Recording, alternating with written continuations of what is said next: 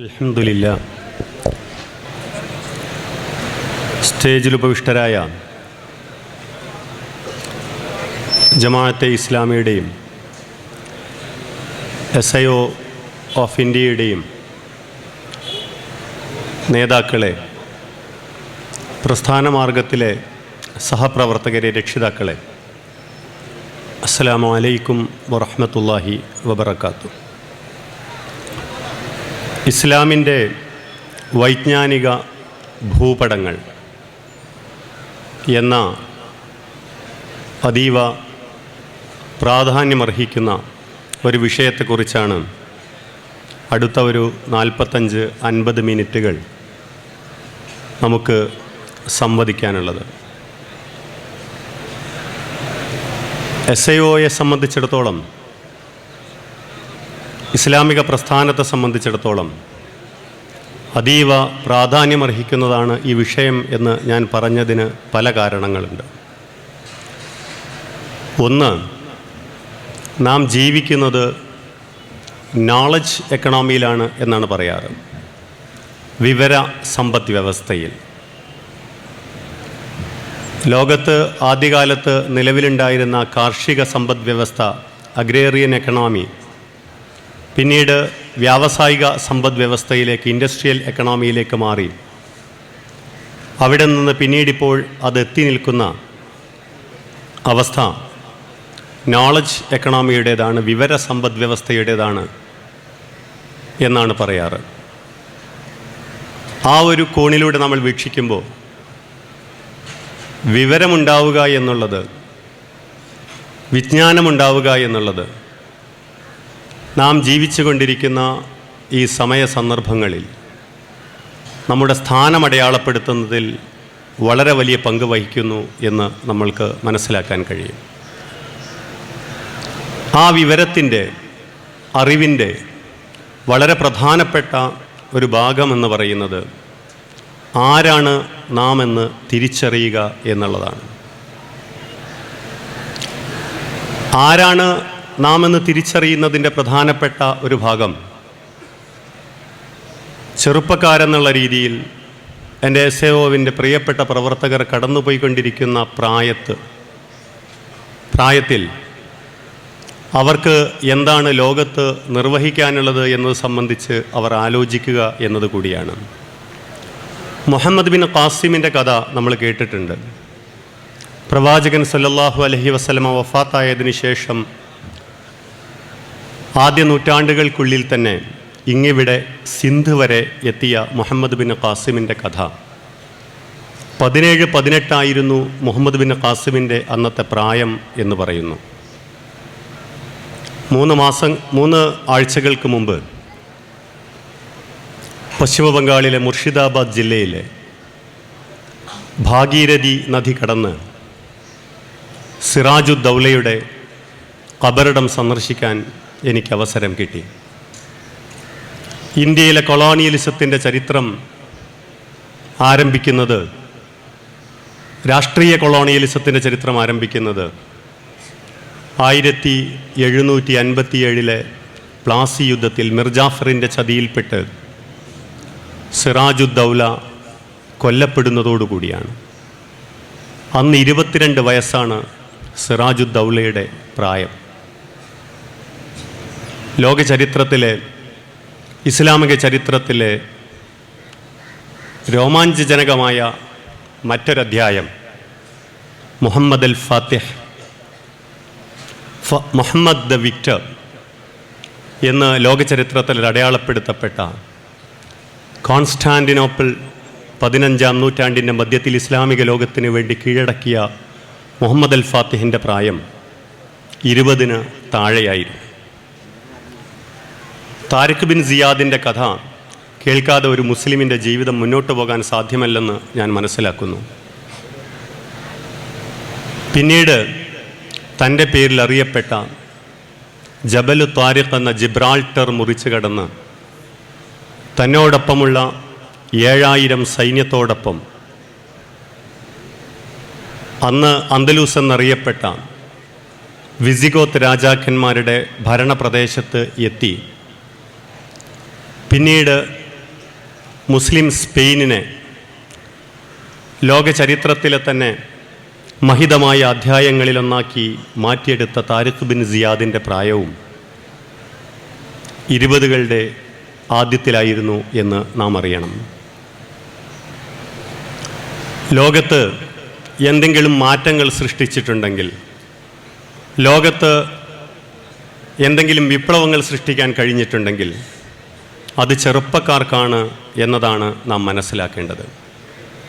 സയ്യിദ് അബുൽ ആല മൗദൂദി ജമാഅത്തെ ഇസ്ലാമി രൂപീകരിച്ചതിനെക്കുറിച്ചും 150ഓളം ഇന്ത്യയുടെ വിവിധ ഭാഗങ്ങളിലുള്ള പണ്ഡിതന്മാരെ അദ്ദേഹം വിളിച്ചു ചേർത്തതിനെക്കുറിച്ചുമൊക്കെയുള്ള കഥകൾ കേൾക്കുമ്പോൾ സ്ഥിരമായി നരച്ച വെളുത്ത താടിയുള്ള തൊപ്പിയണിഞ്ഞ സയ്യിദ് മൗദൂദിയുടെ ചിത്രം നമ്മൾ കണ്ടതിൻ്റെ ഫലമായി ഒരു 60കളിൽ എത്തി നിൽക്കുന്ന അല്ലെങ്കിൽ 70കളിലുള്ള ഒരു വൃദ്ധൻ്റെ രൂപമാണ് പലപ്പോഴും മൗദൂദി എന്ന് പറയുമ്പോൾ നമ്മൾക്ക് ഓർമ്മ വരുന്നത്.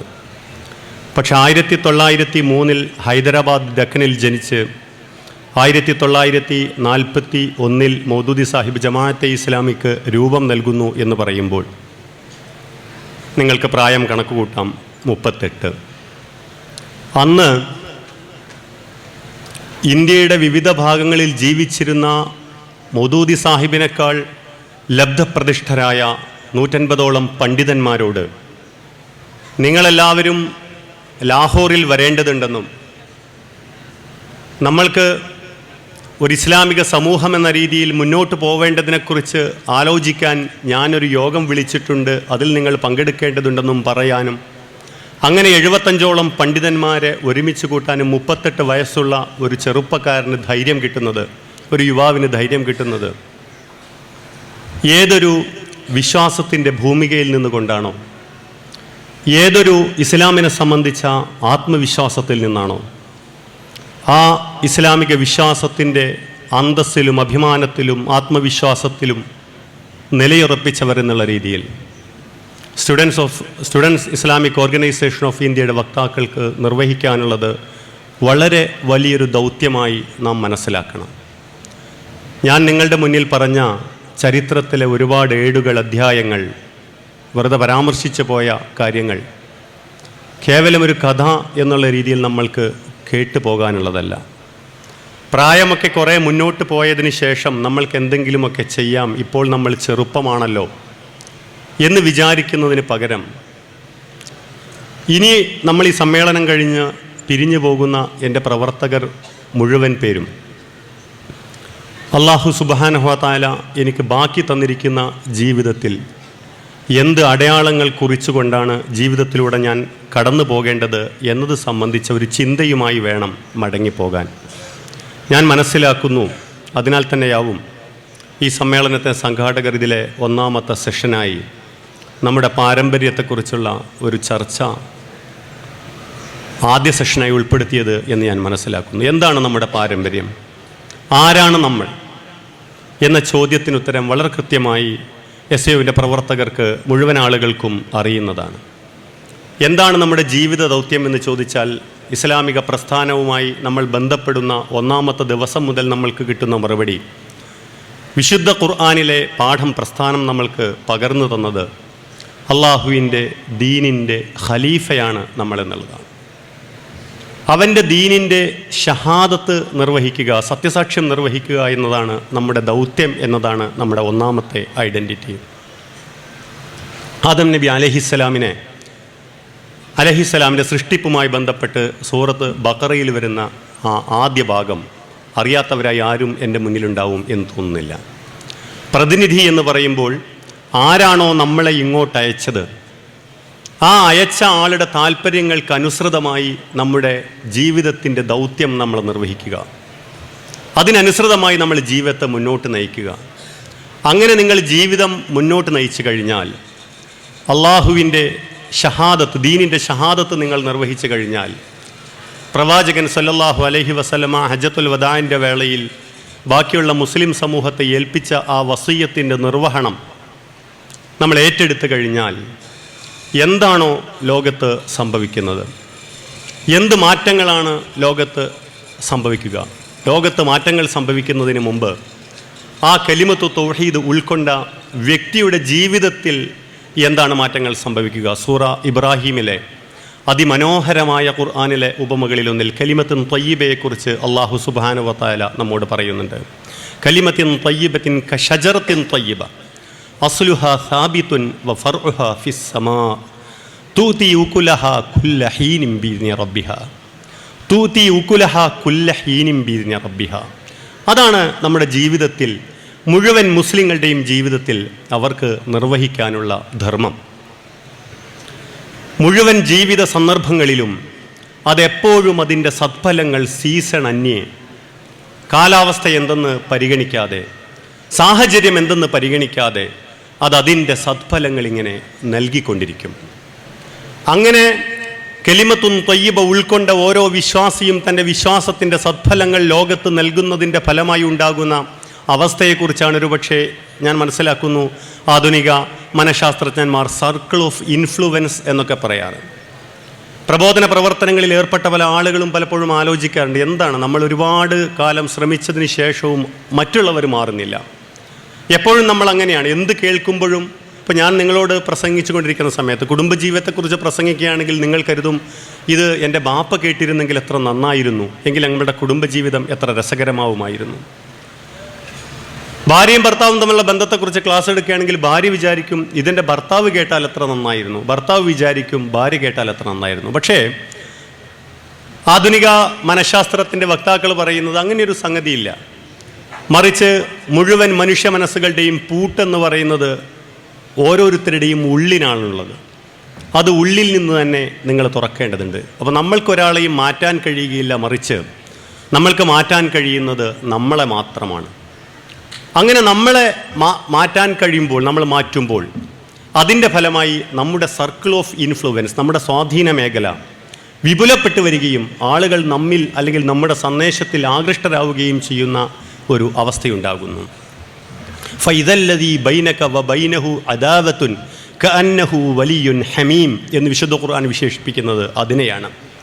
പക്ഷെ അതിൻ്റെ കൂടെ വിശുദ്ധ ഖുർആൻ ഒരു കണ്ടീഷൻ കൂടി വെക്കുന്നു, വമാ യുലഖാഹ ഇല്ലല്ലദീന സ്വബറു വമാ യുലഖാഹ ഇല്ലാ ദു ഹള്ളിൻ അളീം. അങ്ങനെ മറ്റുള്ളവരെ സ്വാധീനിക്കാൻ പാകത്തിന് തൻ്റെ ജീവിതത്തെ മാറ്റിപ്പണിയുക എന്നുള്ളത്, അല്ലെങ്കിൽ ശത്രുവിനെ പോലും സ്വാധീനിക്കാൻ ശത്രു നിങ്ങളുടെ മിത്രമായി മാറുന്ന രീതിയിൽ നിങ്ങളുടെ ജീവിതത്തിൽ മാറ്റങ്ങൾ ഉണ്ടാവുക എന്നുള്ളത് എല്ലാവർക്കും സാധ്യമാകുന്നൊരു കാര്യമല്ലെന്നും, മറിച്ച് അത് ക്ഷമയുള്ള ആളുകൾക്ക് മാത്രം, അള്ളാഹു അതീവ ഭാഗ്യം നൽകിയ ആളുകൾക്ക് മാത്രം ലഭ്യമാകുന്നൊരു കാര്യമാണെന്നും വിശുദ്ധ ഖുർആൻ നമ്മോട് പറയുന്നു. ആദ്യമായി നമുക്ക് പ്രാർത്ഥിക്കാം, അത്തരം ഭാഗ്യവാന്മാരുടെ കൂട്ടത്തിൽ അള്ളാഹു സുബ്ഹാനഹു വ തആല നമ്മെ ഉൾപ്പെടുത്തുമാറാകട്ടെ.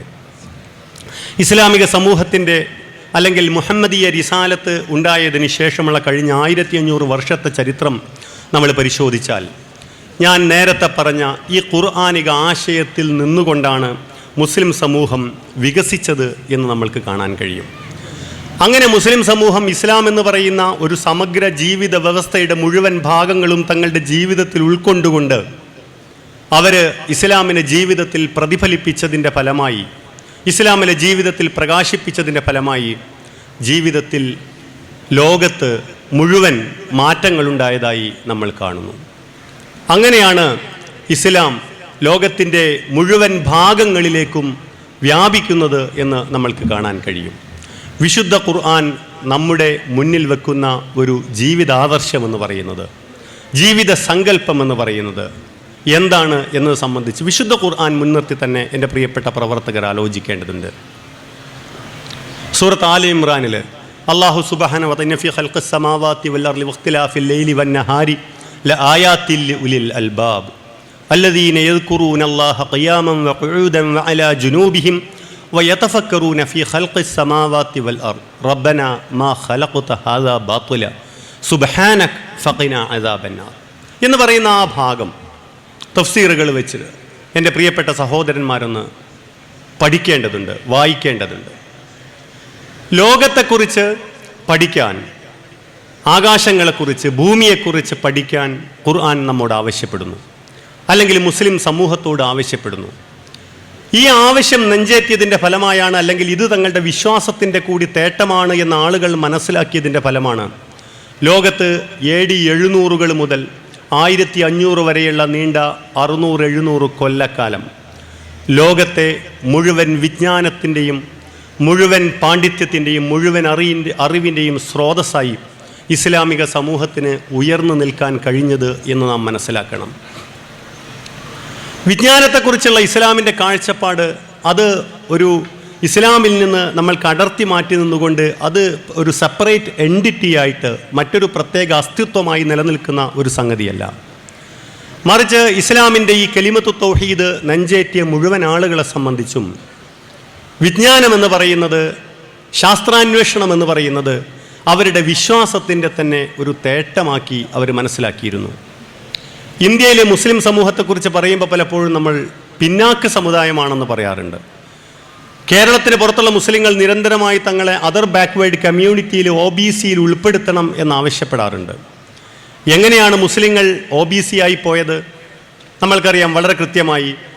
ബംഗാളിൽ ബ്രിട്ടീഷ് ആധിപത്യം സ്ഥാപിക്കപ്പെട്ടതിന് ശേഷം കൽക്കട്ട ആസ്ഥാനമാക്കി 1911 വരെ ഭരിച്ച ബ്രിട്ടീഷ് ഭരണകൂടം അന്ന് വരെ ഇന്ത്യയിൽ ഭരിച്ചിരുന്ന മുഴുവൻ സ്ഥലങ്ങളിലുമുണ്ടായിരുന്ന മുസ്ലിം വിദ്യാഭ്യാസ പ്രൊജക്റ്റുകൾക്കായി വഖഫ് ചെയ്യപ്പെട്ടിരുന്ന സ്ഥാപനങ്ങൾക്കും സ്ഥലങ്ങൾക്കും സ്വത്തുക്കൾക്കും മുഴുവനായി നികുതി ഏർപ്പെടുത്തിയതിൻ്റെ ഫലമായാണ് മുസ്ലിം സമൂഹം വരുമാനമാർഗമില്ലാതെ വിദ്യാഭ്യാസം മുന്നോട്ട് കൊണ്ടുപോകാൻ കഴിയാതെ ഒരു പിന്നാക്ക സമൂഹമായി മാറിയത് എന്നുള്ളത് നാം അറിയണം. വിജ്ഞാനത്തോടുള്ള ഇസ്ലാമിൻ്റെ ഈ ത്വര നിങ്ങൾ ഏത് പ്രാദേശികമായ ഉദാഹരണങ്ങളെടുത്ത് പരിശോധിച്ചാലും നമുക്ക് കാണാൻ കഴിയും. ഇന്ത്യയിൽ ഇസ്ലാമിക ആധിപത്യം സ്ഥാപിതമായ അടിമ രാജവംശത്തിൻ്റെ കാലം മുതൽ ഇങ്ങോട്ട് നമ്മൾ പരിശോധിച്ചാൽ ഇപ്പോൾ നമ്മളെത്തി നിൽക്കുന്ന അവസ്ഥ വരെയുള്ള കാലത്തെക്കുറിച്ച് നിങ്ങൾ ആലോചിച്ച് നോക്കുക. ഡൽഹിയിൽ പോയിട്ടുള്ള ആളുകൾ കുത്തബ് മിനാർ കണ്ടിട്ടുണ്ടാവും. ഖുവത്തുൽ ഇസ്ലാം മസ്ജിദ് എന്ന് പറയുന്ന അടിമ രാജവംശം സ്ഥാപിച്ച വലിയൊരു പള്ളിയുടെ മിനാരമാണ് കുത്തബ് മിനാർ എന്ന് പറയുന്നത്. പക്ഷേ ആ കുത്തബ് മിനാറിൻ്റെ പരിസരത്തായി ഇടിഞ്ഞു പൊളിഞ്ഞ ഡിലാപ്പിഡേറ്റഡ് കണ്ടീഷനിലുള്ള ഒരുപാട് ബിൽഡിങ്ങുകൾ നിങ്ങൾക്ക് കാണാൻ കഴിയും. AD 1000-ലും AD 1100-കളിലും ലോകത്തിലെ തന്നെ ഏറ്റവും പ്രമുഖമായ മദ്രസയായിരുന്നത്. മദ്രസ എന്ന് പറഞ്ഞു കഴിഞ്ഞാൽ നിങ്ങൾ യൂണിവേഴ്സിറ്റി എന്ന് മനസ്സിലാക്കുക. ഡൽഹി നഗരത്തിൽ നിങ്ങൾ കുറച്ചുകൂടി കുത്തബ് മിനാറിൻ്റെ കുറച്ചുകൂടി വടക്കോട് നിങ്ങൾ മാറി വന്നു കഴിഞ്ഞാൽ ഡൽഹി IIT ഇപ്പോൾ നിലകൊള്ളുന്ന സ്ഥലം ഹൗസ് ഖാസ് എന്നാണ് അറിയപ്പെടുന്നത്.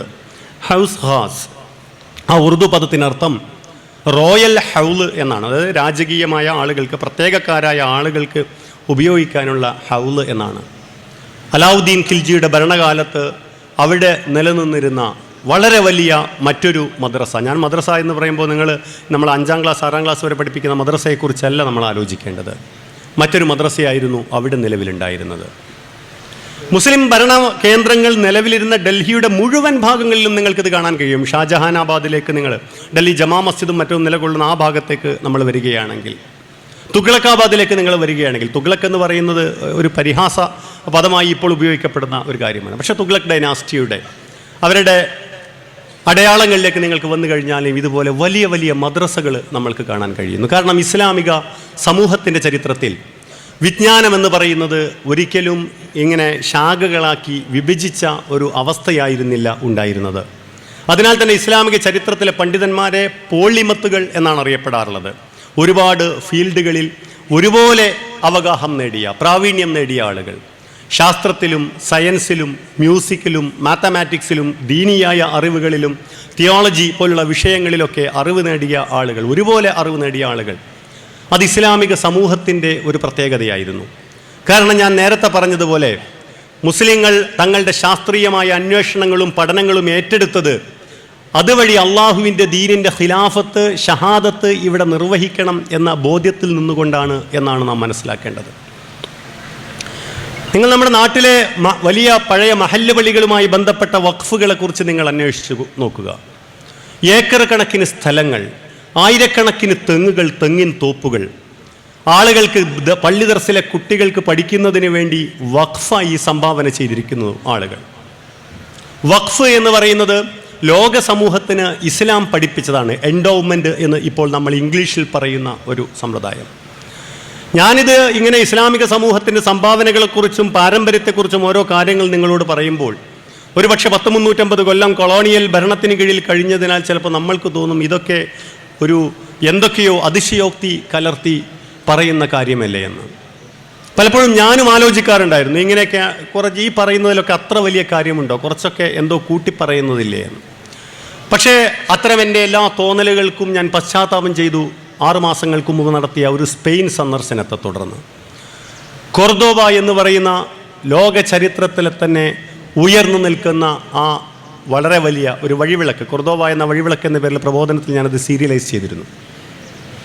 കൊർദോബ ലോകത്ത് ഒരുപക്ഷെ മുസ്ലിങ്ങൾ അന്തലൂസ് ഭരിച്ചില്ലായിരുന്നുവെങ്കിൽ എന്തായിരുന്നു ഇന്നത്തെ യൂറോപ്പിൻ്റെ അവസ്ഥ എന്നുള്ളത് നമ്മൾ ആലോചിക്കേണ്ടതുണ്ട്. അല്ലാമ ഇഖ്ബാലിൻ്റെ ജീവചരിത്രം നമ്മൾ വായിക്കണം. അല്ലാമ ഇഖ്ബാലിൻ്റെ ജീവിതത്തെ തന്നെ മാറ്റിമറിച്ചത് യഥാർത്ഥത്തിൽ അദ്ദേഹം നടത്തിയ ഒരു കൊർദോബൻ സന്ദർശനമാണ്. ജിൻകി നിഗാഹോനെ की तरबियत शर्क़ ग़र्ब ज़ुल्मत യൂറോപ്പ് में थी जिन ഖിർദ് രാഹബീൻ. മസ്ജിദെ ഖുർത്തുബ എന്ന് പറയുന്ന പിന്നീട് അല്ലാമ ഇഖ്ബാൽ എഴുതിയ വളരെ പ്രസിദ്ധമായ ഒരു കവിത. നിങ്ങൾക്ക് വികാര വായ്പോടുകൂടിയല്ലാതെ, കണ്ണുനീരോടുകൂടിയല്ലാതെ ഒരു പക്ഷേ നിങ്ങൾക്ക് ആ കവിത വായിക്കാൻ കഴിയുകയില്ല. കാരണം ലോക ചരിത്രത്തിൽ തുല്യതയില്ലാത്ത വിധം സംഭാവനകൾ അർപ്പിച്ച ഒരു മഹാനഗരം എന്ന് പറഞ്ഞാൽ ലണ്ടൻ നഗരം വൈദ്യുതീകരിക്കുന്നതിനും റോഡുകൾ സ്ഥാപിക്കുന്നതിനും 700 കൊല്ലം മുമ്പ് തെരുവ് വിളക്കുകൾ സ്ഥാപിച്ച് വൃത്തിയേറിയ റോഡുകൾ ഉണ്ടാക്കിയ ഒരു നഗരം. 5 ലക്ഷം സ്ക്വയർ ഫീറ്റിൽ വലിയ പള്ളി, ഇന്ന് കത്തീഡ്രലായി നിൽക്കുന്ന വലിയ പള്ളി. അതൊരു പള്ളി മാത്രമല്ല, യൂണിവേഴ്സിറ്റി കൂടിയായിരുന്നു. ഒരുപക്ഷെ ഒരു പരിധിവരെ ചില അതിശയോക്തി കലർത്തിയാവാം. ചരിത്രം പഠിച്ച ആളുകൾ പറയാറുണ്ട്, കൊർദോബ കീഴടക്കി, കാത്തലിക് ക്രിസ്ത്യൻസ് അത് കീഴടക്കിയതിന് ശേഷം കൊർദോബയിലെ ലൈബ്രറിയിലുള്ള പുസ്തകങ്ങളെല്ലാം കൂടി കൊണ്ടിട്ടാണ് ഇപ്പോൾ നമ്മൾ റോമൻ ബ്രിഡ്ജ് എന്ന് പറയുന്ന ഒരു പാലം കാണാം അക്കരയ്ക്ക്. ആ കിതാബുകൾ കൊണ്ടുപോയിട്ട് അത് പാലമാക്കിയാണ് അതിനപ്പുറത്തേക്ക് കടന്നത് എന്ന്. കൊർദോബ കാണും വരെ ഞാൻ വിചാരിച്ചിരുന്നു അതൊരു അതിശയോക്തിയാവാമെന്ന്. പക്ഷെ അതൊരു അതിശയോക്തി ഒട്ടുമാവാൻ തരമില്ല എന്ന് ആധികാരികമായി തന്നെ എനിക്കിന്ന് നിങ്ങളോട് പറയാൻ കഴിയും. കാരണം ഞാൻ എൻ്റെ ദൃഷ്ടികൾ കൊണ്ട് അത് കണ്ടതിനാൽ. കാരണം ഇസ്ലാമിക ചരിത്രം ഡെവലപ്പ് ചെയ്യുന്നത് ഈ ഞാൻ നേരത്തെ പറഞ്ഞ കലിമത്തു തൗഹീദിൻ്റെ അടിസ്ഥാനത്തിൽ നിന്നുകൊണ്ടാണ്. ഇത് കേവലം പരലോകത്ത് മാത്രം ഇസ്ലാമിക ജീവിതം, നമ്മുടെ ജീവിതം വിജയിപ്പിച്ചെടുക്കാനുള്ള ഒരു പ്രൊജക്റ്റായി, ഒരു പദ്ധതിയായല്ല ഇസ്ലാമിനെ ആളുകൾ കണ്ടത്. റബ്ബന ആതിനാ ഫിദ്ദുനിയ ഹസനതൻ വഫിൽ ആഖിറതി ഹസന എന്ന് പറയുന്ന ജീവിതത്തിൻ്റെ 2 ഭാഗങ്ങളിലും ഹസനത്തിന് വേണ്ടിയുള്ള പ്രാർത്ഥന, നന്മയ്ക്ക് വേണ്ടിയുള്ള പ്രാർത്ഥന ഇസ്ലാമിക ജീവിതത്തിൻ്റെ ഭാഗമാകുമ്പോൾ കേവലം പ്രാർത്ഥനയിൽ മാത്രം ഒതുക്കി നിർത്തിയില്ല നമ്മുടെ മുൻഗാമികൾ എന്നാണ് നമ്മൾ മനസ്സിലാക്കേണ്ടത്. ഇന്ന് ഞാനിങ്ങോട്ട് പോരാനിറങ്ങുന്നതിന് മുമ്പ് നമ്മുടെ തൊട്ടടുത്തുള്ള പള്ളിയിൽ നിന്ന് ദുആ നടക്കുന്നു. പുറത്തേക്ക് സ്പീക്കർ വെച്ച് ദുആ ചെയ്യുകയാണ്. പടച്ചവനെ, നീ ഞങ്ങളുടെ മേൽ ഏക സിവിൽ കോഡ് നടപ്പിലാക്കല്ലേ. ഒന്നാമത്തെ പ്രാർത്ഥന. രണ്ടാമത്തെ പ്രാർത്ഥന, പടച്ചവനെ, ഈ നോട്ടിൻ്റെ പ്രശ്നത്തിൽ ഞങ്ങൾ അഭിമുഖീകരിച്ചു കൊണ്ടിരിക്കുന്ന പ്രയാസത്തെ നീ ദൂരീകരിക്കണമേ. കേട്ടപ്പോൾ ശരിക്കും ഞാൻ വിചാരിച്ചു, പറയുന്നത് കേട്ടാൽ തോന്നും ഇവിടെ ഏക സിവിൽ കോഡ് നടപ്പിലാക്കാൻ പോകുന്നത് പടച്ചവനാണെന്ന്. നോട്ടിൻ്റെ പ്രശ്നമുണ്ടാക്കിയത് പടച്ചവൻ്റെ ലൗഹുൽ മഹ്ഫൂൽ നിറക്കിയ എന്തെങ്കിലും ഒരു ഓർഡറിൻ്റെ അടിസ്ഥാനത്തിലാണ് എന്ന് തോന്നുന്ന വിധത്തിൽ നിസ്സഹായമായി പോയിരിക്കുന്നു ഒരു സമുദായം, നിസ്സഹായമായി പോയ ഒരു ജനത. ഭരണാധികാരികൾ തെറ്റായ നയങ്ങൾ ഇങ്ങനെ നടപ്പിലാക്കിക്കൊണ്ടിരിക്കുമ്പോൾ അവരോട് മുഖത്ത് നോക്കി ഒന്ന് ഈ ഏക സിവിൽ കോഡ് നടപ്പിലാക്കല്ലേ എന്നൊന്ന് കരഞ്ഞു പറയാനെങ്കിലും, ജനങ്ങളെ മുഴുവൻ ക്യൂവിൽ നിർത്തിയ ഈ സമയത്ത് എന്ത് പിരാന്താണി കാണിക്കുന്നത് എന്നൊന്ന് ദയനീയമായി കെഞ്ചാനെങ്കിലും കഴിയാത്ത വിധം നിസ്സഹായമായി പോയ സമുദായം പള്ളികളിൽ ഇരുന്നു കൊണ്ട് പുറത്തേക്ക് സ്പീക്കർ കെട്ടി പ്രാർത്ഥിക്കുകയാണ്, പടച്ചവനെ ഏക സിവിൽ കോഡ് നീ നടപ്പിലാക്കല്ലേ എന്ന് പറഞ്ഞുകൊണ്ട്. പടച്ചവൻ എന്ന് പറയുന്നത് രാജ്യസഭ ലോക്സഭാ മെമ്പറൊന്നും അല്ലല്ലോ. ഞാൻ പറയുന്നത് ഇതാണ്, നമ്മൾ കേവലം പ്രാർത്ഥനകളിൽ മാത്രം ഒതുക്കിയിരിക്കുന്നു. തമാശയ്ക്ക് വേണ്ടിയല്ല ഞാൻ ഈ കാര്യം നിങ്ങളോട് പറയുന്നത്. മറിച്ച് ആ പ്രാർത്ഥനയിൽ നിന്ന് അത് പ്രവർത്തനമായി മാറുമ്പോഴാണ് നമ്മുടെ ജീവിതത്തിൽ മാറ്റങ്ങൾ ഉണ്ടാവുക. അങ്ങനെയാണ് ഞാൻ നേരത്തെ ഓതി വെച്ച ആല ഇമ്രാനിലെ ആയത്ത് മുസ്ലിം ജീവിതങ്ങളെ ഒരുപാട് പ്രോത്സാഹിപ്പിച്ചതിൻ്റെ ഫലമായിട്ടാണ് ലോകത്ത് മാറ്റങ്ങൾ ഉണ്ടായത്. അതിൽപ്പെട്ട ഒരു ഉദാഹരണമായാണ് ഞാൻ നിങ്ങളോട് കൊർദോബയെക്കുറിച്ച് പറഞ്ഞത്. കൊർദോബ മാത്രമല്ല, ഹൗസ് ഓഫ് വിസ്ഡം എന്ന്, ബൈത്തുൽ ഹിക്മ എന്ന് നമ്മൾ പേര് കേട്ട ബഗ്ദാദ്. നമ്മൾ ഇന്ന് കേൾക്കുന്ന ഓരോ സ്ഥലങ്ങളെക്കുറിച്ച് നിങ്ങൾ ആലോചിച്ച് നോക്കേണ്ടതുണ്ട്. കൂഫ, ബസറ, മൊസൂൽ. ഈ പേരൊക്കെ കേൾക്കുമ്പോൾ മൊസൂൽ എന്നൊക്കെ പറയാൻ ചിലപ്പോൾ നമുക്കൊരു പേടിയാണ്. കാരണം ഇയാൾ വേറെ ഏതോ കഴുത്തറപ്പൻ സംഘത്തിൻ്റെ ഭാഗമാണെന്ന് ആളുകൾ വിചാരിച്ചു പോകുമോ എന്ന് നമ്മൾ വിചാരിച്ചു പോകും. ലോകത്ത് തന്നെ സംസ്കാരത്തിൻ്റെ കേന്ദ്രമായി പൂത്തുലഞ്ഞു നിന്നിരുന്ന അബ്ബാസി ഭരണകാലത്തെ ബാഗ്ദാദിനെ കുറിച്ച് നമ്മൾ അറിയേണ്ടതുണ്ട്. അതിൽ മൊസൂൽ എന്തായിരുന്നു എന്ന് നമ്മൾ അറിയേണ്ടതുണ്ട്. കാരണം നമ്മൾ പഠിപ്പിക്കപ്പെട്ടിരിക്കുന്ന ചരിത്രം എന്ന് പറയുന്നത് കൊളോണിയലിസത്തിന് ശേഷം ബ്രിട്ടീഷുകാരൻ എഴുതിയിരിക്കുന്ന ചരിത്രമാണ്. ഒരു ശാസ്ത്രജ്ഞൻ്റെ പേര് നിങ്ങൾ പറയൂ എന്ന് ഇപ്പോൾ ഈ സദസ്സിനോട് ഞാൻ ചോദ്യം ഉന്നയിച്ചാൽ പെട്ടെന്ന് നിങ്ങളുടെ നാക്കിൻ തുമ്പത്ത് വരുന്ന പേര് ആൽബർട്ട് ഐൻസ്റ്റീൻ എന്നാണ്. മറ്റൊരാളുടെ പേര് പറയൂ എന്ന് ചോദിച്ചു കഴിഞ്ഞാൽ ഐസക് ന്യൂട്ടൺ എന്നാണ്. ആൽബർട്ട് ഐൻസ്റ്റീനും ഐസക് ന്യൂട്ടണും ലോകം കണ്ട മഹാന്മാരായ ശാസ്ത്രജ്ഞന്മാരാണ്, പ്രതിഭകളാണ്. പക്ഷെ അതിനു മുമ്പുള്ള ശാസ്ത്രത്തിൻ്റെ പഠനത്തെക്കുറിച്ച്, അതിനു മുമ്പുള്ള വിജ്ഞാനത്തെക്കുറിച്ച് എന്തേ നമ്മൾ പഠിപ്പിക്കപ്പെട്ടില്ല? ഒരുപക്ഷെ ക്വിസ് മത്സരത്തിൽ പങ്കെടുത്തിട്ടുള്ള ആളുകൾ ഇബ്നു സീനയെക്കുറിച്ചും കിതാബ് തിബ്ബിനെ കുറിച്ചുമൊക്കെ കേട്ടിട്ടുണ്ടാവും. അത് നമ്മൾ ക്വിസ് മത്സരത്തിന് പറയാൻ വേണ്ടി നമ്മൾ പഠിച്ചിട്ടുള്ളതാണ്. ഈ രണ്ട് വിവരങ്ങൾക്ക്, സെൻറ്റൻസുകൾക്കപ്പുറത്ത് എന്താണ് ഇബ്നു സീനയുടെ സംഭാവന എന്ന് ചോദിച്ചു കഴിഞ്ഞാൽ എനിക്ക് ഉറപ്പാണ് നിങ്ങൾ ആരും അത് പറയാൻ പോകുന്നില്ല. ആരാണ് ഇബ്നു ഖൽദൂൻ? കുറ്റ്യാടി കോളേജിൻ്റെ പേരിൽ ചിലപ്പോൾ നിങ്ങളത് കണ്ടിട്ടുണ്ടാവും. പക്ഷേ ഇബ്നു ഖൽദൂൻ്റെ സംഭാവനകൾ എന്ത്? നിങ്ങൾ ആഡം സ്മിത്തിനെ കുറിച്ച് കേട്ടിരിക്കുന്നു, കെയ്ൻസിനെ കുറിച്ച് കേട്ടിരിക്കുന്നു. എക്കണോമിക്സുമായി ബന്ധപ്പെട്ട് ഇവരർപ്പിച്ച സംഭാവനകൾ എന്താണ് എന്നുള്ളത് നമ്മൾക്കെല്ലാവർക്കും അറിയുന്നതാണ്. പക്ഷെ ആഡം സ്മിത്തും കെയ്ൻസും പറയുന്നതിൻ്റെ നൂറ്റാണ്ടുകൾക്ക് മുമ്പ്, 500 കൊല്ലങ്ങൾക്ക് മുമ്പ് പറയപ്പെട്ട ഇബ്നു ഖൽദൂൻ്റെ ചരിത്രം, ഇത്തരം വിഷയങ്ങളെ വിശദീകരിച്ച ഇബ്നു ഖൽദൂൻ്റെ ചരിത്രം, സോഷ്യോളജിയുടെ പിതാവാണ് എന്നാണ് നമ്മൾ അദ്ദേഹത്തെക്കുറിച്ച് അറിയുന്നത്. മാത്രമല്ല എക്കണോമിക്സിൻ്റെ കൂടി പിതാവാണ് യഥാർത്ഥത്തിൽ അദ്ദേഹം. ആഡം സ്മിത്തിന് എക്കണോമിക്സിൻ്റെ പിതാവ് എന്ന് പറഞ്ഞ് പരിചയപ്പെടുത്താൻ പറ്റുമെങ്കിൽ അതിനേക്കാൾ വലിയ എന്തോ ഒരു സ്ഥാനം കൊടുത്ത് നമ്മൾ ആദരിക്കേണ്ട ഒരാളായിരുന്നു ഇബ്നു ഖൽദൂൻ. പക്ഷേ എങ്ങനെ ചരിത്രത്തിൽ ഇങ്ങനെ ഒരു ബ്ലാക്ക് ഔട്ട് ഉണ്ടായി? ഈ ബ്ലാക്ക് ഔട്ടുകളെ നമ്മൾ എങ്ങനെയാണ് മറികടക്കുക? ഞാൻ മനസ്സിലാക്കുന്നു SAO പ്രവർത്തകരുടെ മുന്നിലുള്ള വലിയൊരു ടാസ്ക്, വലിയൊരു ശ്രമം, കാലവും ചരിത്രവും നിങ്ങളോട് ആവശ്യപ്പെടുന്ന ഒരു പ്രധാനപ്പെട്ട ദൗത്യം എന്ന് പറയുന്നത് ഇതാണ്. കാരണം സ്വന്തത്തെക്കുറിച്ച് അഭിമാനമില്ലാതെ, സ്വന്തത്തെക്കുറിച്ച് അന്തസ്സില്ലാതെ, തങ്ങളുടെ പിതാക്കളെക്കുറിച്ചും പ്രപിതാക്കളെക്കുറിച്ചും അഭിമാനപൂർവ്വം ഓർക്കാൻ കഴിയാതെ ഒരു വ്യക്തിക്കോ കുടുംബത്തിനോ സമൂഹത്തിനോ ഒട്ടും പുരോഗതി പ്രാപിക്കാൻ സാധ്യമല്ല. ഇസ്ലാമിക സയൻസിൻ്റെയും ഇസ്ലാമിക ശാസ്ത്ര വിജ്ഞാനങ്ങളുടെയും ചരിത്രം പരിശോധിച്ചു കഴിഞ്ഞാൽ നമ്മൾ അത്ഭുതപ്പെട്ടു പോകും. എന്തിനാണ് ഒരു തലമുറ ഇങ്ങനെ, ഒരു സമുദായം ഇങ്ങനെ, അല്ലെങ്കിൽ കലിമത്തു തൗഹീദിൻ്റെ വാഹകരിങ്ങനെ അപ്പോളജറ്റിക്കായി സംസാരിക്കുന്നു എന്നുള്ളത്. എങ്ങനെയാണ് ഐസക് ന്യൂട്ടണും ആൽബർട്ട് ഐൻസ്റ്റീനും വലിയ ശാസ്ത്രജ്ഞന്മാരാകുന്നത്? They are not starting from the scratches. അവർക്ക് മുമ്പ് ആരൊക്കെയോ ചെയ്ത ഒരുപാട് വർക്കുകളുടെ തുടർച്ചയാണ് ശാസ്ത്രം എന്ന് പറയുന്നത്. നിങ്ങളൊരിക്കലും വിചാരിക്കരുത് ലോകത്തുണ്ടായിട്ടുള്ള മുഴുവൻ ശാസ്ത്രവും മുഴുവൻ കണ്ടുപിടുത്തങ്ങളും ഇസ്ലാമിൻ്റെ സംഭാവനയാണ് എന്ന് നമുക്ക് പറയാൻ സാധ്യമല്ല.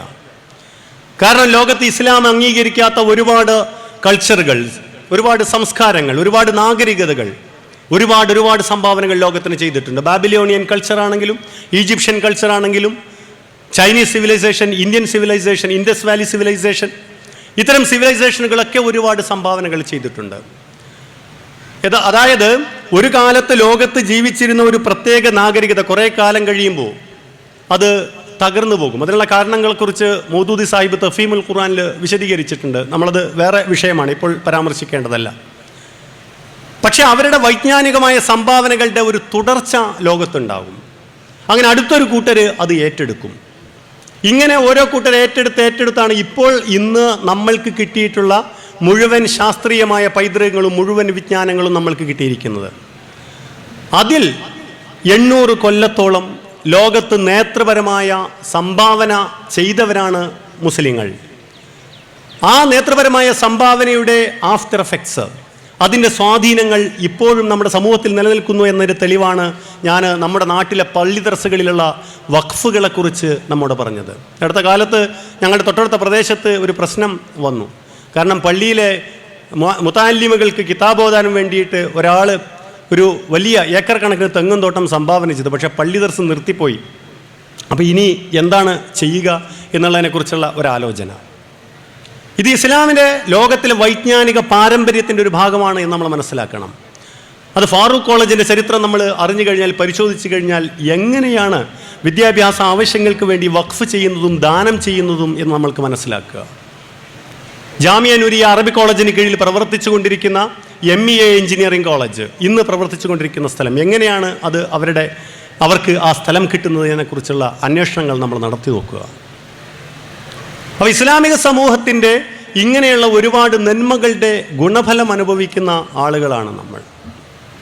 ആരാണ് അൽബിറൂനി എന്ന് ഞാൻ നിങ്ങളോട് ചോദിച്ചു കഴിഞ്ഞാൽ, ആരാണ് ഇബ്നു റുഷ്ദ് അവറോസ് എന്ന് ചോദിച്ചു കഴിഞ്ഞാൽ, സാധാരണയായി നമ്മൾ ഹിസ്റ്ററിയുടെ പുസ്തകത്തിൽ ചിലപ്പോൾ ഇവരെക്കുറിച്ചുള്ള ഇസ്ലാമിക ചരിത്രത്തെക്കുറിച്ചുള്ള ചില പാസിംഗ് കമൻസായി നമ്മൾ ഇവരെക്കുറിച്ച് പഠിച്ചു പോകുന്നു. പകരം എന്തേ നമ്മുടെ ശാസ്ത്രത്തിൽ ഇവരെക്കുറിച്ചുള്ള ഒരു പറച്ചിലുകൾ ഉണ്ടായില്ല? കാരണം വളരെ വ്യക്തമാണ്. കൊളോണിയലിസം നമ്മിലേൽപ്പിച്ച ഇസ്ലാമിനെക്കുറിച്ചുള്ള തെറ്റായ ധാരണകളിലാണ് നമ്മളുടെ എല്ലാ തലമുറകളും കഴിഞ്ഞ 350 കൊല്ലമായി ഊട്ടപ്പെട്ടുകൊണ്ടിരിക്കുന്നത് എന്ന് നമ്മൾ അറിയണം. അതിനെ ഡീകൺസ്ട്രക്റ്റ് ചെയ്യുക എന്നുള്ളത്, അതിനെ അപനിർമ്മിക്കുക എന്നുള്ള ഒരു ദൗത്യമാണ് നമ്മൾക്ക് ചെയ്യാനുള്ളത്. അതിന് നാം ഇസ്ലാമിക സമൂഹത്തിൻ്റെ ഈ പാരമ്പര്യങ്ങളെക്കുറിച്ച് വളരെ കൃത്യമായ രീതിയിൽ തന്നെ നമ്മൾ പഠിച്ചു പോകേണ്ടതുണ്ട്. അതിൽ എനിക്കെന്താ ചെയ്യാനാണ് റോള്? ഞാനെന്താണ് ചെയ്യാൻ? ഞാനിങ്ങനെ വളരെ ചെറിയ കോഴിക്കോട് ജില്ലയുടെ ഏതെങ്കിലും ഒരു ഉൾനാട്ടിൽ ജീവിക്കുന്ന ഒരു ചെറിയ ആളാണല്ലോ എന്ന് നമ്മളെ അത്ര ചെറുതായി കാണരുത് എന്നാണ് എനിക്ക് പറയാനുള്ളത്. 1200കളിൽ ഇന്ന് യൂറോപ്പിന് ലോകാധിപത്യം കിട്ടിയിട്ടുണ്ടെങ്കിൽ ആ ആധിപത്യത്തിൻ്റെ ചരിത്രം ആരംഭിക്കുന്നത് ട്രാൻസ്ലേറ്റേഴ്സ് ഓഫ് ടൊളിഡോ എന്ന് ചരിത്രം രേഖപ്പെടുത്തിയ ഒരു കൂട്ടരിൽ നിന്നാണ്. 1200കളുടെ തുടക്കത്തിൽ മുസ്ലിം അന്തലൂസിയയുടെ ഭാഗമായിരുന്ന ടൊളിഡോ എന്ന് പറയുന്ന സ്പാനിഷ് നഗരം കാത്തലിക് ക്രിസ്ത്യൻസ് പിടിച്ചെടുത്തു. അവിടെ നിയമിതനായ റൈമണ്ട് ഓഫ് ടോളിഡോ എന്ന് പറയുന്ന ടോളിഡോയിലെ ബിഷപ്പ് അദ്ദേഹം മനസ്സിലാക്കി, മുസ്ലിങ്ങൾക്ക് ലോകാധിപത്യം കിട്ടിയിരിക്കുന്നത് മുസ്ലിങ്ങളുടെ അടുത്താണ് വിജ്ഞാനത്തിൻ്റെ മുഴുവൻ സംഭരണവുമുള്ളത്. അത് മുഴുവൻ അറബി ഭാഷയിലാണുള്ളത്. അതിനാൽ അറബിയിൽ നിന്ന് നമ്മൾ എന്ത് ചെയ്യണം? ഇത് മുഴുവൻ നമ്മുടെ ലാറ്റിൻ, ഇംഗ്ലീഷ് എന്ന് പറയുന്ന ഭാഷ അന്ന് ലോകത്ത് ഇന്ന് നമ്മൾ കാണുന്ന അവസ്ഥയിലില്ല. ലാറ്റിൻ ഭാഷയിലേക്ക് പരിഭാഷപ്പെടുത്തണം. അങ്ങനെ 12 പേരെ വിളിച്ചു ചേർത്ത് അദ്ദേഹം വളരെ റിഗറസായി നടത്തിയ ട്രാൻസ്ലേഷൻ ശ്രമങ്ങളുടെ, പരിഭാഷാ ശ്രമങ്ങളുടെ ഫലമാണ് പിന്നീട് 200 വർഷങ്ങൾക്ക് ശേഷം 1492 ജനുവരി മാസം 5-ാം തീയതി ഗ്രനഡ കീഴടക്കുന്നതോടെ തുടങ്ങുന്ന നമ്മൾ ഇന്ന് കണ്ടുകൊണ്ടിരിക്കുന്ന നവകൊളോണിയലിസത്തിൻ്റെ ചരിത്രം എന്ന് നാം അറിയണം. എന്ന് പറഞ്ഞാൽ 200 വർഷങ്ങൾക്ക് ശേഷമാണ് നേരത്തെ തുടങ്ങിയ വിദ്യാഭ്യാസപരമായ, സാംസ്കാരികമായ, വൈജ്ഞാനികമായ ഒരു ശ്രമത്തിൻ്റെ രാഷ്ട്രീയമായ ഫലം ഉണ്ടാകുന്നത്. പക്ഷേ ആ 200 കൊല്ലങ്ങൾക്കുള്ളിൽ ലോകത്തെ നയിക്കാവുന്ന ഒരു കെൽപ്പുറ്റ ഒരു സമൂഹത്തെ വളർത്തിയെടുക്കുന്നതിൽ പാശ്ചാത്യർ വിജയിച്ചു എന്നുള്ളിടത്തു നിന്നാണ് പാശ്ചാത്യരുടെ ഇന്ന് നാം കാണുന്ന ലോകാധിപത്യം ഉണ്ടായത് എന്ന് നമ്മൾ മനസ്സിലാക്കേണ്ടതുണ്ട്. ഇസ്ലാമിക ശാസ്ത്രത്തിൻ്റെയും ഇസ്ലാമിക ചരിത്രത്തിൻ്റെയും ഏറ്റവും വലിയ പ്രത്യേകതകൾ അവരുടെ ജീവിതത്തിൻ്റെ മുഴുവൻ ഭാഗത്തും ഇസ്ലാമിൻ്റെ ഈ സൗന്ദര്യം ദർശിക്കാനായി എന്നുള്ളതാണ്. ഇസ്ലാം എന്ന് പറയുമ്പോൾ, മതപരമായ കാര്യങ്ങളെന്ന് പറയുമ്പോൾ പലപ്പോഴും ഒരു സൗദി മോഡലൊക്കെയാണ് നമ്മളുടെ മനസ്സിൽ വരിക. സൗദിയിൽ എന്താണോ ഇസ്ലാം അതതുപോലെ ഇങ്ങോട്ട് ഇറക്കുമതി ചെയ്യുന്ന ഒരു രീതി ഉണ്ടാകുന്നു. ഇസ്ലാമിലെ സലഫി സ്വാധീനത്തിൻ്റെ ഫലമായി ഇസ്ലാം എന്ന് പറയുന്നത് ഒട്ടും സൗന്ദര്യാത്മകതയില്ലാത്ത ഒരു വരണ്ടുണങ്ങിയ ഒരു പ്രത്യേകമായ ഒരു ജീവിത രീതിയായി ഇസ്ലാം മനസ്സിലാക്കപ്പെടുന്നു. അങ്ങനെ ഇസ്ലാമിനെ അങ്ങനെ ജീവിത രീതിയായി സ്വീകരിക്കാത്ത ആളുകൾ പോലും കാണുന്നതിൻ്റെ ഫലമായി അത്തരം ആളുകളിൽ ഒരു അപ്പോളജറ്റിക് മനസ്സുണ്ടാവും. ഇസ്ലാം എന്ന് പറഞ്ഞാൽ ഇങ്ങനെയൊക്കെയാണ്, പക്ഷെ നമ്മൾ ചില താല്പര്യങ്ങൾ കാരണം, ചില സൗകര്യങ്ങൾ കാരണം ഇങ്ങനെ ഇസ്ലാമിനെ നടത്തിക്കൊണ്ടുപോവുകയാണ് എന്നാണ് യഥാർത്ഥത്തിൽ കലയും സംഗീതവുമായി ബന്ധപ്പെട്ട ആളുകൾ പോലും മനസ്സിലാക്കുന്നത് എന്ന് നമ്മൾ അറിയണം. അൽഹംറ പാലസ് എന്ന് പറയുന്ന ഗ്രനഡയിലെ വലിയൊരു കൊട്ടാരം, ബനു നസ്രദ് രാജവംശം. ഒരുപാട് ഫിലിമുകൾ ഇംഗ്ലീഷിൽ അതുമായി ബന്ധപ്പെട്ട് വന്നു പോയിട്ടുണ്ട്. റീകോൺക്വിസ്റ്റുമായി ബന്ധപ്പെട്ട് ആ കൊട്ടാരം കാത്തലിക് ക്രിസ്ത്യൻസ് കീഴടക്കി അതിൻ്റെ താക്കോല് വാങ്ങിപ്പോകുന്നത് ചരിത്രത്തിലെ വളരെ ദയനീയമായ ഒരു രംഗമാണ്.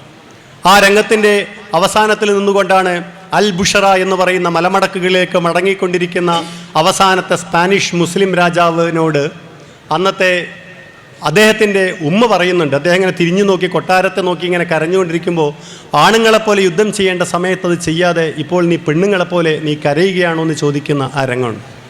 പക്ഷേ വളരെ വലിയ ഒരു കാണാൻ വളരെ മനോഹരമായ ഒരു ബിൽഡിംഗ് ആണ് അത്.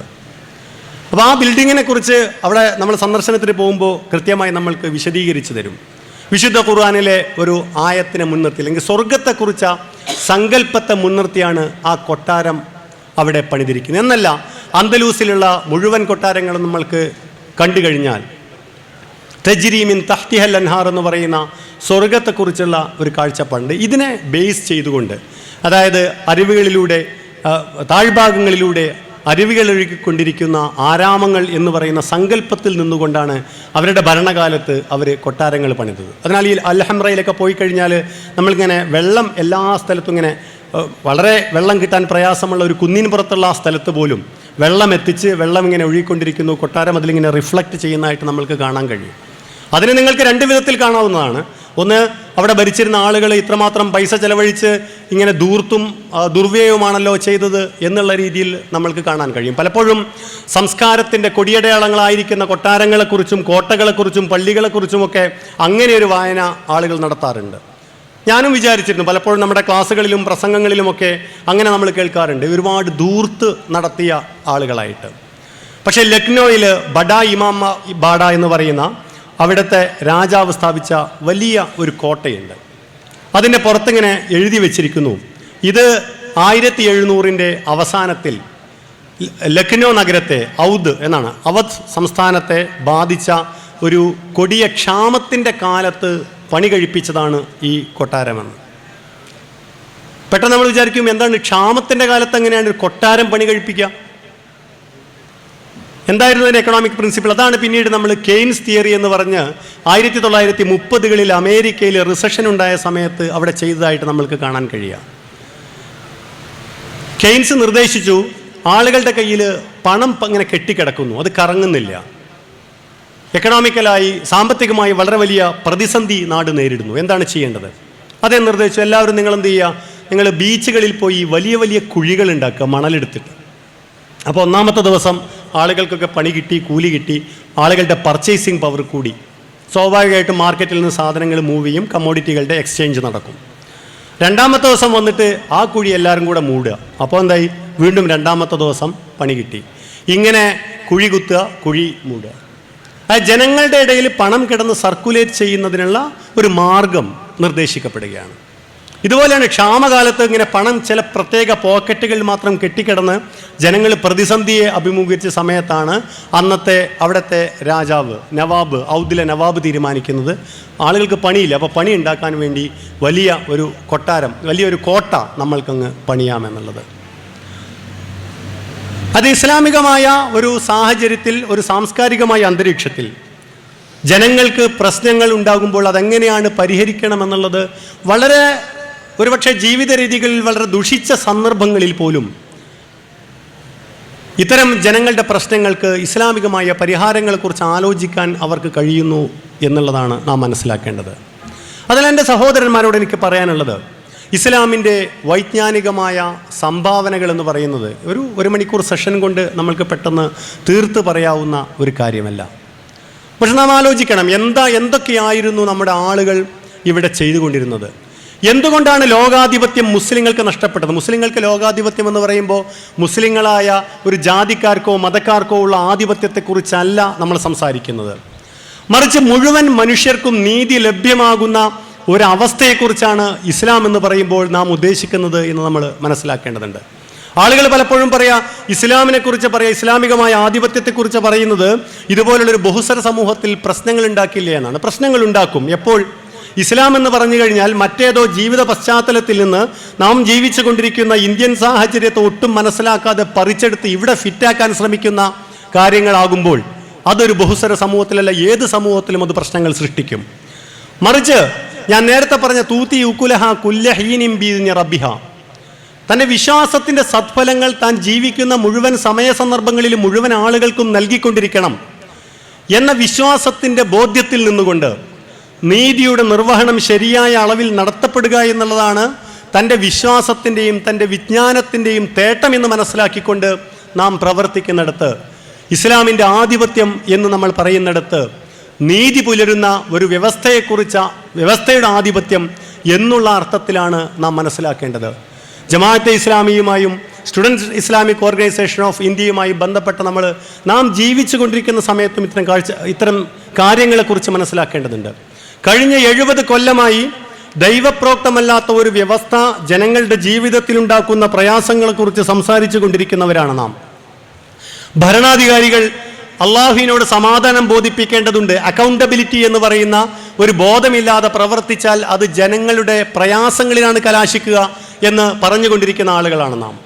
അത് എന്താണ് എന്ന് ഇന്ന് കൃത്യമായി നമ്മുടെ ഇന്ത്യ മഹാരാജ്യത്തെ ഓരോ പൗരനും അഭിമുഖീകരിച്ചു കൊണ്ടിരിക്കുന്ന ഒരു സവിശേഷമായ സന്ദർഭത്തെയാണ് നാം നേരിടുന്നത് എന്ന് നമ്മൾ മനസ്സിലാക്കുക. ഇങ്ങനെ ഈ അർത്ഥത്തിൽ നാം ജീവിച്ചു കൊണ്ടിരിക്കുന്ന ഈ വിഷയത്തിൻ്റെ ഒരു പ്രാധാന്യം എന്ന് പറയുന്നത്, നാം ജീവിച്ചു കൊണ്ടിരിക്കുന്ന സമയ സന്ദർഭങ്ങളെ നമ്മളുടെ തിയറിയുടെ അടിസ്ഥാനത്തിൽ വ്യാഖ്യാനിക്കാനും മനസ്സിലാക്കാനുമുള്ള വൈജ്ഞാനികമായ അറിവ് നമ്മൾക്കുണ്ടാവുക എന്നുള്ളതാണ്. അതില്ലാത്ത പക്ഷം നമ്മളെപ്പോഴും ഒരു അപ്പോളജറ്റിക് മൈൻഡിൽ നമ്മൾ നിന്നു പോകും. എന്തോ ഒരു കുറ്റം ചെയ്ത ആളുകളാണ് നാം എന്നൊരു വിചാരം നമ്മൾക്കുണ്ടാകും. എൻ്റെ സഹോദരന്മാരോട് എനിക്ക് പറയാനുള്ളത്, ഇന്ത്യ മഹാരാജ്യത്തുകൂടെ നമ്മളൊന്ന് സഞ്ചരിക്കണം, നിങ്ങൾക്ക് സമയം കിട്ടുമെങ്കിൽ. ഇസ്ലാം എന്ന് പറയുന്ന ഒരുപക്ഷെ ഒരു നഗര കേന്ദ്രീകൃതമായ നാഗരികത, അതാണ് ഇസ്ലാമിൻ്റെ പ്രത്യേകത. നിങ്ങൾക്ക് മനസ്സിലാക്കാൻ കഴിയും, ഇന്ത്യയിലെ മുഴുവൻ നഗരങ്ങളിൽ പോയി കഴിഞ്ഞാലും അതിന് വളരെ ശക്തമായ ഒരു ഇസ്ലാമിക് പാസ്റ്റ് ഉണ്ട്. കാരണം ഇസ്ലാം എന്ന് പറയുന്നത് ജനങ്ങളിൽ നിന്ന് അകന്നുകൊണ്ട് ജീവിക്കുന്ന ഒരു പ്രത്യേകമായ ജീവിത രീതിയല്ല. എവിടെ മുസ്ലിങ്ങൾ കൂടിയാലും അവിടെ ഒരു പള്ളി ഉണ്ടാവും. 5 നേരവും ആ പള്ളിയിൽ ആളുകൾ കൂടണം. ആഴ്ചയിൽ കുറച്ചുകൂടി വിശാലമായ സ്ഥലത്തു നിന്നുള്ള ആളുകൾ ആഴ്ചയിൽ പള്ളിയിൽ കൂടുന്ന അവസ്ഥയുണ്ടാവണം. കുറേ കൂടി വിശാലമായ അർത്ഥത്തിൽ ആളുകൾ ഈദ്ഗാഹിന് ഒന്നിച്ചു ചേരുന്ന ഒരു അവസ്ഥ നാട്ടിലുണ്ടാവണം. ഇങ്ങനെ നഗര കേന്ദ്രീകൃതമായ ഒരു ജീവിത കാഴ്ചപ്പാട് ജനങ്ങളുടെ ജീവിതത്തിൻ്റെ നടുവിൽ നിന്നുകൊണ്ട്, ആ നടുവിൽ പള്ളിയെ സ്ഥാപിച്ചുകൊണ്ട് മനുഷ്യജീവിതങ്ങളെ സ്വാധീനിക്കാനാണ് ഇസ്ലാം ആളുകളെ പഠിപ്പിച്ചത്. അതിൻ്റെ ഭാഗമായി തന്നെയാണ് പള്ളികൾ കേന്ദ്രീകരിച്ചുകൊണ്ട് വലിയ വലിയ യൂണിവേഴ്സിറ്റികൾ നിലകൊണ്ടത്. എന്നിട്ട് എന്താണ് ചരിത്രത്തിൽ പഠിപ്പിച്ചുകൊണ്ടിരിക്കുന്നത് എന്ന് നമ്മളറിയണം. ഗ്രനഡ എന്ന് പറയുന്ന സ്പെയിനിലെ ഒരു നഗരത്തിൽ ഞാൻ പോയി. ഗ്രനഡ യൂണിവേഴ്സിറ്റിയുടെ ഇന്നത്തെ ഒരു ഡിപ്പാർട്ട്മെൻറ്റ്, ഫൈൻ ആർട്സ് ഡിപ്പാർട്ട്മെൻറ്റ് പ്രവർത്തിച്ചു കൊണ്ടിരിക്കുന്ന ബിൽഡിങ്ങിൻ്റെ പുറത്ത് ഒരു മദ്രസ ഡി ഗ്രനഡ എന്ന് സ്പാനിഷ് ഭാഷയിൽ എഴുതി വെച്ചിരിക്കുന്നു. ഗ്രനഡ മദ്രസ എന്ന് പറയുന്ന ഒരു ബിൽഡിങ്ങാണത്. അതിന് തൊട്ട് പുറത്ത് കാണുന്നു വലിയ ഒരു പള്ളി, ക്രിസ്ത്യൻ പള്ളി, ഒരു മുസ്ലിം പള്ളി പൊളിച്ച് പണിത ക്രിസ്ത്യൻ പള്ളിയാണത്. മദ്രസയുടെ ബിൽഡിങ് ഏകദേശം അതേ രീതിയിൽ തന്നെ നിലനിർത്തിയിരിക്കുന്നു. ചരിത്രത്തിൽ ഏറ്റവും വലിയ പുസ്തകം കത്തിക്കലിന് സാക്ഷ്യം വഹിച്ച സ്ഥലമാണ് ഞാൻ ഈ പറഞ്ഞ സ്ഥലമെന്ന് പറയുന്നത്. ഗ്രനഡ കീഴടക്കപ്പെട്ടതിന് ശേഷം ലോകത്തിലെ തന്നെ അന്നത്തെ പ്രമുഖമായ യൂണിവേഴ്സിറ്റികളിലൊന്നായിരുന്ന ഗ്രനഡയിലെ മദ്രസ, ഗ്രനഡ യൂണിവേഴ്സിറ്റി എന്ന് നിങ്ങൾ മനസ്സിലാക്കുക. അതിലെ പുസ്തകങ്ങൾ മുഴുവൻ കൊണ്ടുവന്ന്, അറബി എന്ന് പറഞ്ഞാൽ പ്രശ്നമാണെന്ന് മനസ്സിലാക്കിക്കൊണ്ട് അന്നത്തെ ഗ്രനഡൻ ആർച്ച് ബിഷപ്പിൻ്റെ നേതൃത്വത്തിൽ മുഴുവൻ ഗ്രന്ഥങ്ങളും കൊണ്ടുവന്ന് കൂട്ടിയിട്ട് ഗ്രനഡയിലിട്ട് കത്തിച്ച് നശിപ്പിക്കുന്ന ഒരവസ്ഥ നമ്മൾക്ക് മനസ്സിലാക്കുന്നു. എന്നിട്ട് ലോകചരിത്രത്തിൽ നമ്മൾ പഠിപ്പിക്കപ്പെടുന്ന അലക്സാണ്ട്രിയയിലെ ലൈബ്രറി ഉമർ റളിയല്ലാഹു അൻഹുവിൻ്റെ ആജ്ഞപ്രകാരം കത്തിക്കപ്പെട്ടതായി ലോകചരിത്രത്തിൽ നമ്മൾ പഠിപ്പിക്കപ്പെട്ടുകൊണ്ടിരിക്കുന്നു.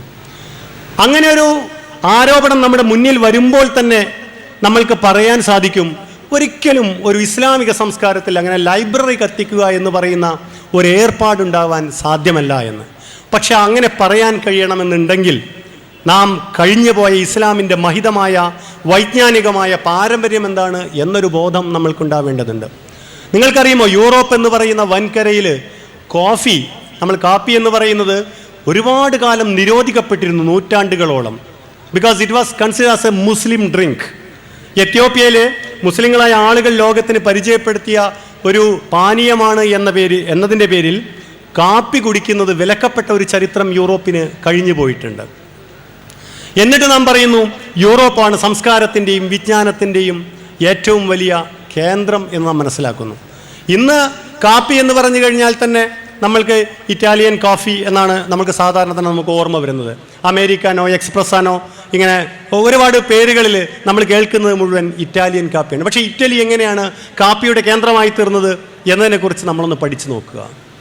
ലോകത്തെ കുളിപ്പിക്കാൻ പഠിപ്പിച്ച ഒരു ജീവിത വ്യവസ്ഥയാണ് ഇസ്ലാം എന്ന് ഞാൻ പറയുമ്പോൾ അതിശയോക്തിയായി നിങ്ങൾ കരുതേണ്ടതില്ല. യൂറോപ്പിൽ കഴിഞ്ഞു പോയ നമ്മൾ ചരിത്രത്തിൽ മഹാന്മാരായി പഠിക്കുന്ന പല രാജാക്കന്മാരും കുളിക്കാൻ അങ്ങ് പേടിച്ചിരുന്നു. ഒരു ഉദാഹരണം, ലൂയി 14 ലോക ചരിത്രത്തിൽ അറിയപ്പെടുന്ന രാജാവാണ്. അയാൾ കുളിക്കാറേ ഉണ്ടായിരുന്നില്ല എന്നാണ് പറയുന്നത്. സ്പെയിൻ മുസ്ലിങ്ങളിൽ നിന്ന് തിരിച്ചു പിടിച്ച ക്വീൻ ഇസബൽ എന്ന് പറയുന്ന രാജ്ഞി, ക്വീൻ ഇസബൽ ചില്ലറക്കാരിയല്ല. ക്രിസ്റ്റഫർ കൊളംബസിനെ അങ്ങ് അമേരിക്കയിലേക്കും വാസ്കോഡഗാമയെ ഇങ്ങ് ഈസ്റ്റിലേക്കും പറഞ്ഞയക്കുന്നത് പുള്ളിക്കാരിയാണ്.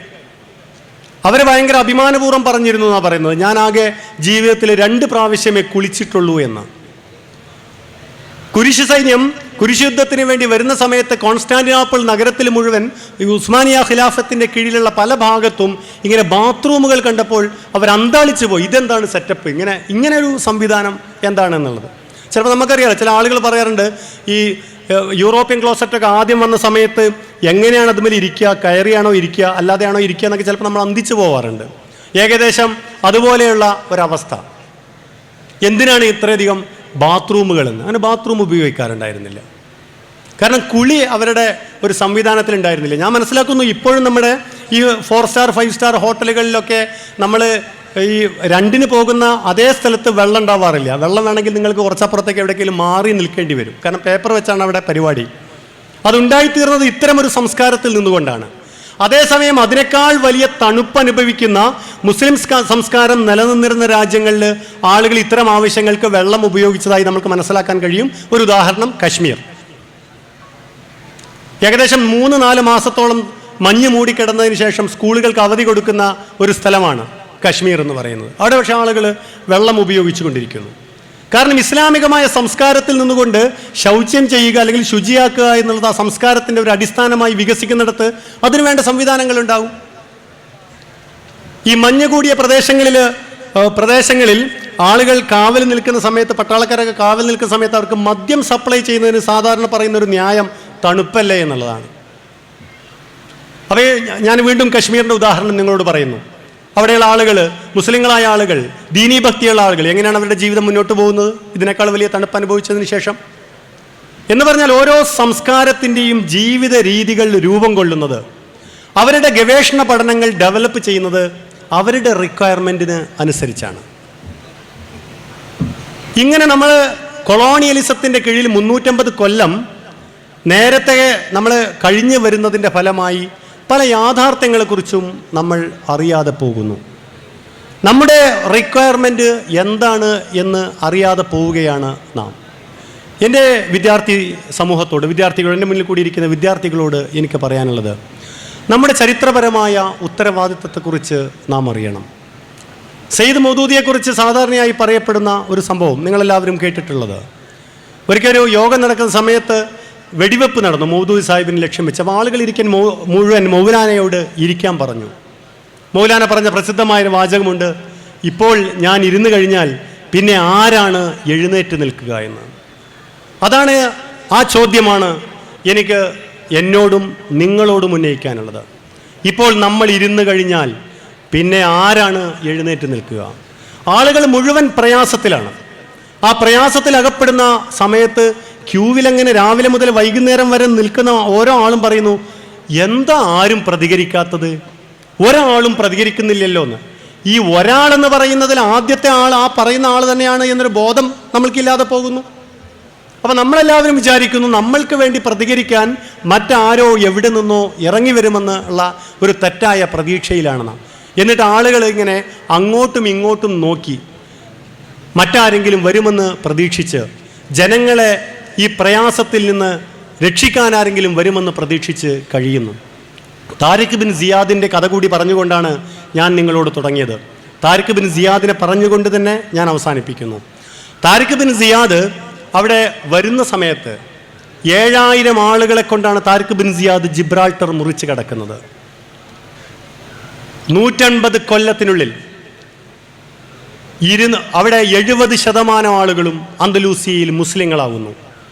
പക്ഷേ ലോക ചരിത്രത്തിൽ ഒരിടത്തും നടക്കാത്ത പോലെ അന്തലൂസിയയിലും മുസ്ലിങ്ങൾ ഒരു കൺവേർഷൻ ഡ്രൈവ് നടത്തുന്നില്ല. ആളുകളെ മുഴുവൻ തങ്ങളുടെ മതത്തിലേക്ക് കൂട്ടണമെന്നുള്ള രീതിയിലുള്ള ഒരു ഡ്രൈവ് നടക്കുന്നില്ല. മറിച്ച് അവിടെ ഉണ്ടായിരുന്ന റൊഡറിക് എന്ന് പറയുന്ന വിസിഗോത്ത് രാജാവിൻ്റെ ക്രൂരമായ ഭരണത്തിന് കീഴിൽ കഴിഞ്ഞ് പടച്ചവനെ ആരാണ് ഞങ്ങളെ സഹായിക്കാൻ വരിക, ഞങ്ങളിൽ നിന്ന് മോചിപ്പിക്കാൻ വരിക എന്ന് വിചാരിക്കുന്ന സമയത്ത് അവരുടെ ആ പ്രാർത്ഥനയ്ക്കും ആ ചോദ്യത്തിനും ഉത്തരമായാണ് താരിഖ് ബിൻ സിയാദ് വന്നത്.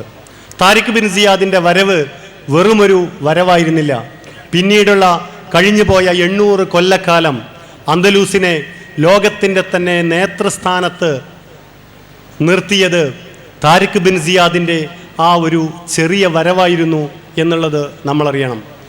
അതുപോലെ തന്നെ അത്രമാത്രം കലുഷിതവും സങ്കീർണവുമായ ഒരു സാഹചര്യത്തിലൂടെ നാം ഇന്ന് കടന്നു പോകുമ്പോൾ എന്താണ് നമ്മൾക്ക് നിർവഹിക്കാനുള്ള ധർമ്മമെന്നും എങ്ങനെയാണ് നമ്മുടെ ചെറിയ കാലടികളിലൂടെ ചെറിയ സ്റ്റെപ്പുകളിലൂടെ ലോകത്ത് നിലനിൽക്കാൻ പോകുന്ന വളരെ വലിയ മഹത്തായ വിപ്ലവകരമായ മാറ്റങ്ങൾക്ക് നമ്മൾക്ക് തുടക്കം കുറിക്കാൻ കഴിയുക എന്നതിനെ സംബന്ധിച്ചും നമ്മൾ ആലോചിക്കേണ്ടതുണ്ട്. ഞാൻ വിചാരിക്കുന്നു അതാണ് ഈ സെഷൻ്റെ ഒരു സന്ദേശമായി എനിക്ക് നിങ്ങൾക്ക് നൽകാനുള്ളത്. അങ്ങനെയൊരു ദൗത്യം നമുക്ക് നിർവഹിക്കാൻ കഴിയണമെന്നുണ്ടെങ്കിൽ നാം ആരാണെന്നും അള്ളാഹുവിൻ്റെ ദീനിൻ്റെ ഖിലാഫത്തും ഷഹാദത്തും ജീവിച്ചു കൊണ്ടിരിക്കുന്ന സമയത്ത് എങ്ങനെയാണ് നിർവഹിക്കുക എന്നും നമ്മുടെ മഹാന്മാരായ പൂർവ്വസൂരികളെ പൂർവ്വഗാമികളുടെ ജീവിതത്തിൽ നിന്ന് പഠിച്ചുകൊണ്ട് നമ്മൾക്ക് മുന്നോട്ട് പോകാൻ കഴിയേണ്ടതുണ്ട്. അള്ളാഹു സുബ്ഹാനഹു വ തആല നമ്മെ സഹായിക്കട്ടെ. അസ്സലാമു അലൈക്കും.